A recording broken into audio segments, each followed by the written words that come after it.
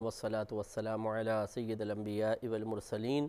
اما بعد فاعوذ باللہ من الشیطان الرجیم بسم اللہ الرحمن الرحیم۔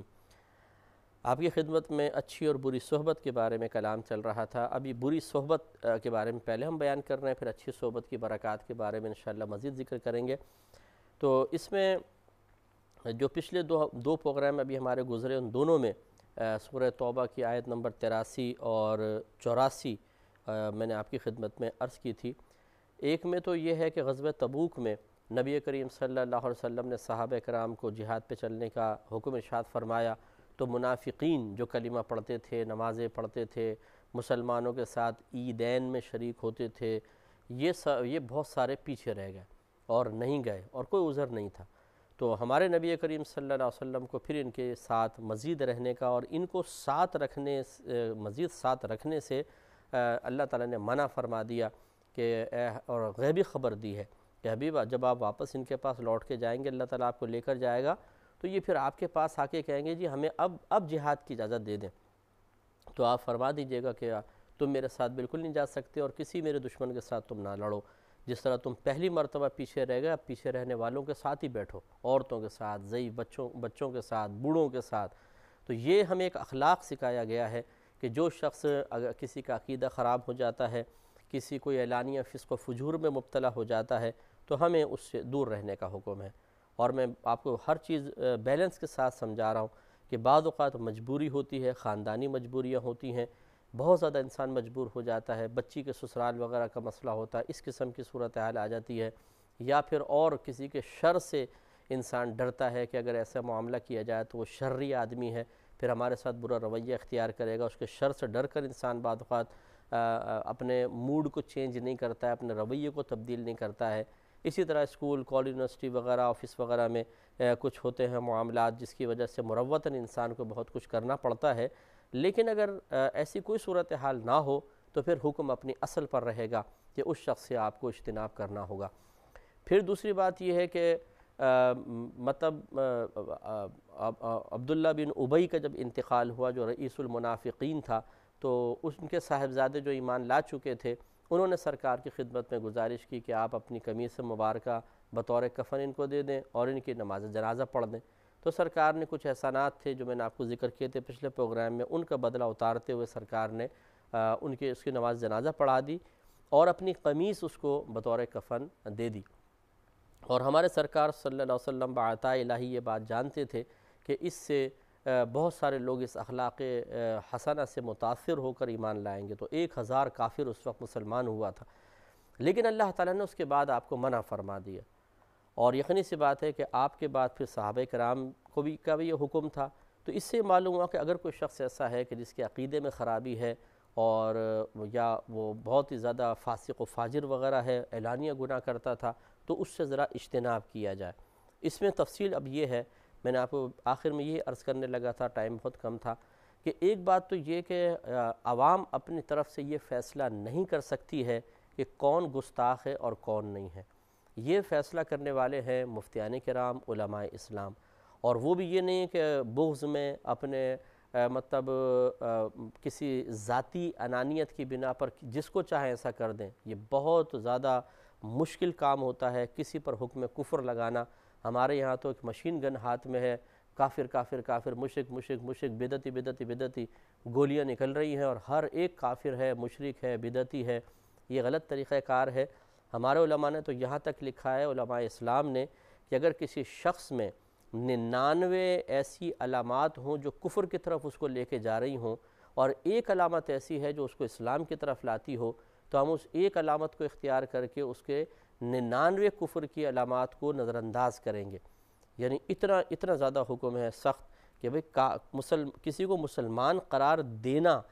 یہ پہلے ہونا چاہیے، یہ نہیں کہ پہلے اس کو کافر قرار دینے کو ہم سمجھیں تقویٰ ہے، کوئی پرہیزگاری ہے، بہت اچھی بات ہے۔ تو یہ اچھی طریقے سے یاد رکھیں کہ ایک بات تو یہ کہ اپنی طرف سے ہم کسی کو کافر منافق نہیں کہہ دیں گے، اور اس کو بنیاد بنا کر کہ اپنی طرف سے کافر منافق بنا دیا، اب جنازے میں نہیں جا رہے ہیں، دفن میں شریک نہیں ہو رہے، ایسا نہیں، بلکہ آپ پہلے کسی سے عالم سے معلوم کریں جو واقعی مستند ہوں، اس کے بعد عمل کریں۔ دوسری بات یہ ہے کہ بسا اوقات ہمارے آقا صلی اللہ علیہ وسلم نے مقروض جیسے کوئی شخص تھا، اس کا انتقال ہو گیا تو سرکار نے ارشاد فرمایا کہ تم ہی اس کی نماز جنازہ پڑھ لو۔ حالانکہ جس نے قرض لیا، قرض لینا ہر وقت ہر صورت میں کوئی گناہ تو نہیں ہوتا، اور یقینی سی بات ہے کہ وہ جو صحابی تھے وہ انہوں نے اگر قرض لیا ہوگا تو مجبوری میں لیا ہوگا، لیکن یہ بعض اوقات ہوا ہے کہ ہمارے آقا صلی اللہ علیہ وسلم نے بعض چیزوں کی ناپسندیدگی کو ظاہر کرنے کے لیے بھی اس طرح کا رویہ اختیار کیا ہے کہ تاکہ لوگ دیکھیں اور پھر اس سے عبرت حاصل کریں اور حتی الامکان اس کام سے بچیں جس کو میرے آقا صلی اللہ علیہ وسلم پسند نہیں فرماتے۔ یہ ہے اس بات کی دلیل کہ مثال کے طور پر کوئی شخص خودکشی کر کے مر گیا۔ اب ہمارے فقہ حنفی کی روشنی میں شرک اور کفر کے بعد چاہے کتنا ہی بڑا کوئی گناہ کبیرہ کر لے، نماز قضا کرنا گناہ کبیرہ یا خودکشی معاذ اللہ بہت بڑا گناہ کبیرہ ہے، اس کی نماز جنازہ بہرحال پڑھی جائے گی، ٹھیک ہے نا، اس کی نماز جنازہ پڑھی جائے گی۔ لیکن جو معظم دینی ہیں، ایسے لوگ ہیں کہ جن کو قوم ایک دلیل سمجھتی ہے، وہ دین کی علامت سمجھے جاتے ہیں، ان کو اس سے اجتناب کرنا چاہیے تاکہ لوگوں کو عبرت حاصل ہو۔ مثال کے طور پہ ایک آدمی نے خودکشی کی تو معظم دینی کو چاہیے، اب امام نماز تو وہ امام ہی پڑھائے گا، وہ مجبوری ہوتی ہے،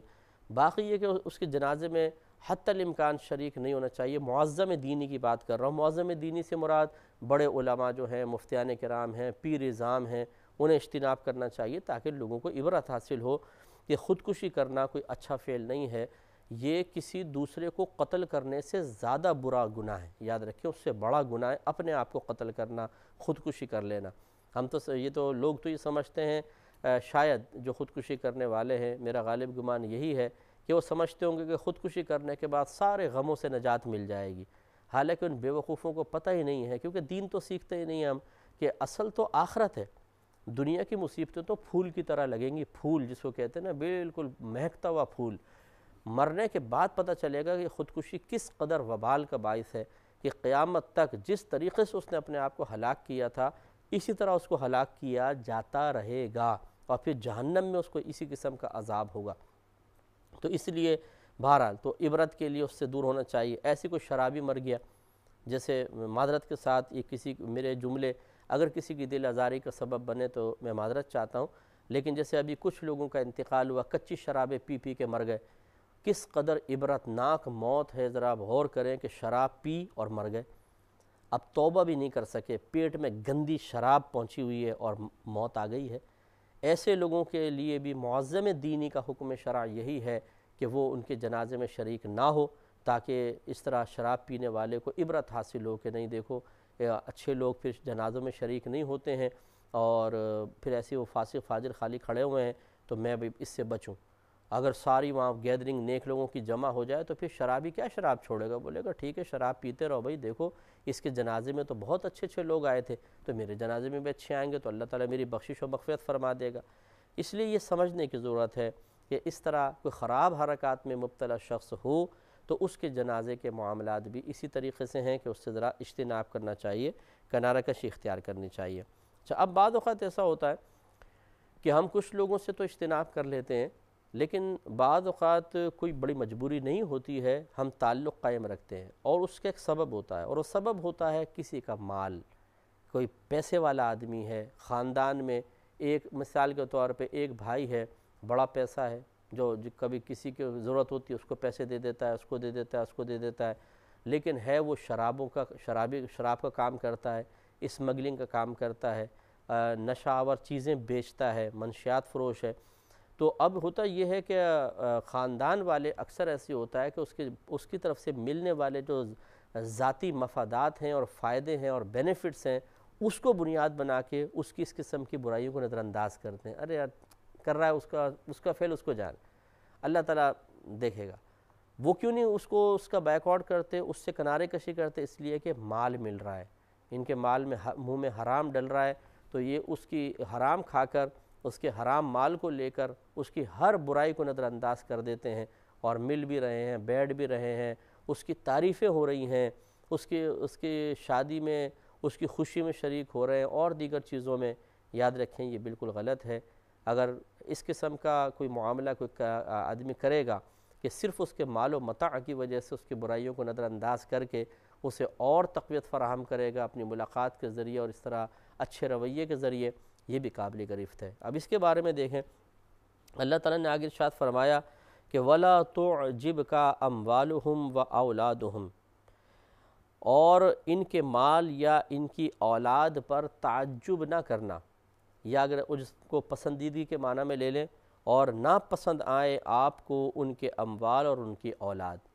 یہ ویسے تو خطاب بظاہر نبی کریم صلی اللہ علیہ وسلم سے ہے، لیکن ہمارے سرکار تو اس سے ویسے ہی اللہ تعالیٰ نے آپ کو ان چیزوں سے پاک و صاف رکھا تھا، آپ دنیا کی طرف کیا دیکھیں گے؟ تو ہم یوں اس کا ترجمہ کر سکتے ہیں کہ اے سننے والے، اس قسم کے جو منافقین ہیں، جو اس طرح خراب کاموں میں ملوث ہیں، ان کے مال اور ان کی اولاد کی کثرت تمہیں پسند نہ آئے، تمہیں تعجب میں مبتلا نہ کر دے، یعنی ایسا نہ ہو کہ ان چیزوں کو دیکھ کر تم ان کی طرف مائل ہو جاؤ۔ انما یرید اللہ ان یعذبہم بہا فی الدنیا، اللہ تبارک و تعالیٰ تو یہی چاہتا ہے کہ اسے دنیا میں ان پر وبال کرے، یعنی ان پر ان کے اس چیزوں کے ذریعے دنیا میں ان کو عذاب میں مبتلا کرے۔ عذاب میں کیسے مبتلا؟ کہ اب جیسے مثال کے طور پہ کوئی خراب کاموں میں ملوث ہے اور پیسہ آئے چلا جا رہا ہے اس کے پاس، اور اس کو خاندان میں عزت بھی مل رہی ہے، تو یہ اس کے لیے اللہ کی رحمت نہیں ہے، یہ عذاب ہے، اس لیے کہ توبہ ہی نہیں کرے گا، کیونکہ اس کو پتہ ہے کہ میں حرام کام کر رہا ہوں، اس سے پیسہ آ رہا ہے اور اس پیسے کی وجہ سے خاندان میں عزت ہے، محلے میں عزت ہے، تو وہ ان گناہوں کو کب چھوڑے گا؟ تو پھر یہ اللہ کی رحمت نہیں ہے بلکہ یہ عذاب ہے۔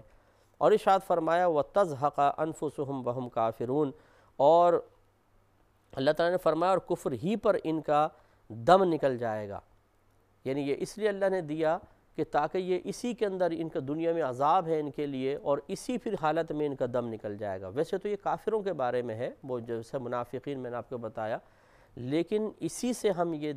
مفسرین نے یہ درس بھی حاصل کیا ہے اور اس کی باقاعدہ تعلیم دی ہے کہ اگر کوئی شخص اسی طرح ہے کہ وہ اعلانیہ طور پہ گناہ کرتا ہے، حرام ذرائع سے پیسہ کماتا ہے، تو یہ اللہ نے جو اس کو اتنا حرام ذرائع کے اختیار کرنے کے باوجود جو اتنی اس کو نعمتوں کی بظاہر فراوانی دی ہے، یہ اللہ کی رحمت نہیں ہے، اللہ کا قہر ہے، اللہ کا عذاب ہے، تاکہ یہ اس پہ مشغول رہے اور اس کو پرواہ نہ ہو، نہ توبہ کی فکر ہو، نہ کسی نیک آدمی کی صحبت اختیار کرنا، نہ کسی کی نصیحت مانے، اور اسی طرح پھر فسق و فجور میں مر جائے، تو پھر اس کا انجام دردناک ہوگا۔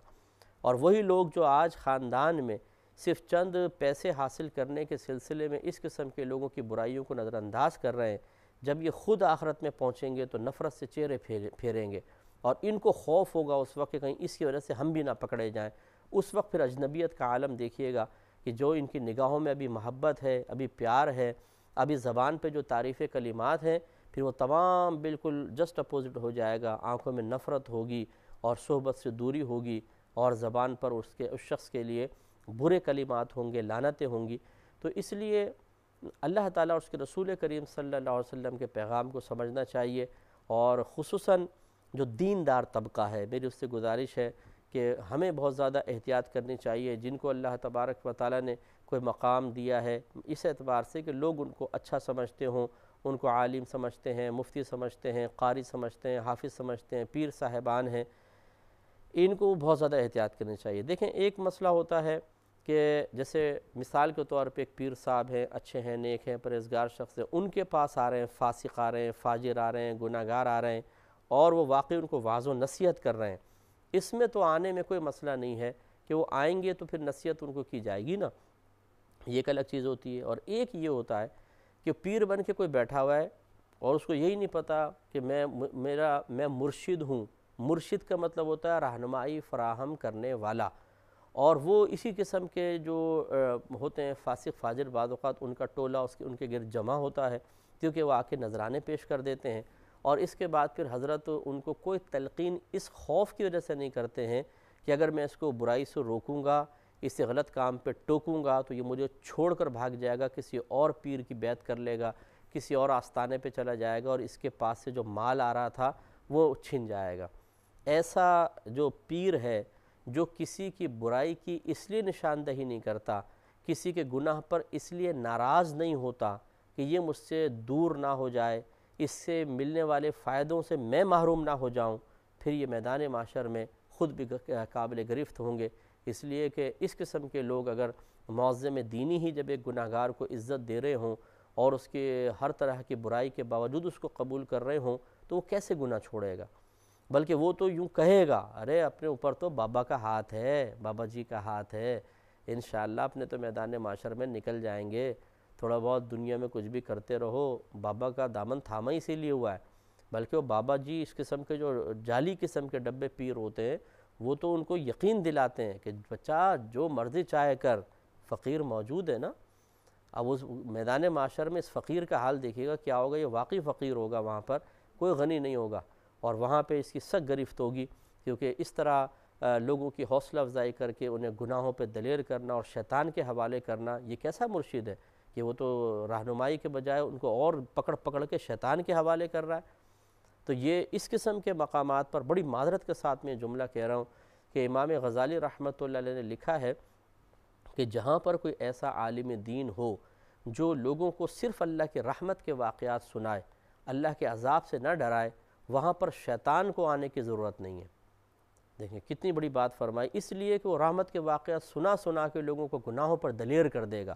اور لوگ خوب گناہ کریں گے کہ ارے اللہ کی رحمت تو بہت بڑی ہے، عذاب سنائے نہیں ہے شخص، تو پھر وہاں شیطان کو آنے کی کیا ضرورت ہے، یہ کام کر تو رہا ہے بیٹھا ہوا۔ تو بڑی معذرت کے ساتھ اس قسم کے جو لوگ ہیں کہ جو حقیقتاً اہل نہیں ہیں کہ وہ اس مسند کے اوپر بیٹھیں اور وہ دوسروں کی بدنامی کا سبب بن رہے ہیں، جو اچھے پیر حضرات ہیں، جو مخلص ہیں، جو لوگوں کی اصلاح کرنا چاہتے ہیں، یہ ان کے بالکل برعکس جو مرضی کرو، بس ہماری صحبت میں آتے رہو اور مشہور کرو ہمیں کہ جی بابا بڑا پہنچا ہوا بابا جی ہے، بہت ہی مشہور ہے، اور بس وہ آتے رہیں آستانے میں بیٹھے رہیں۔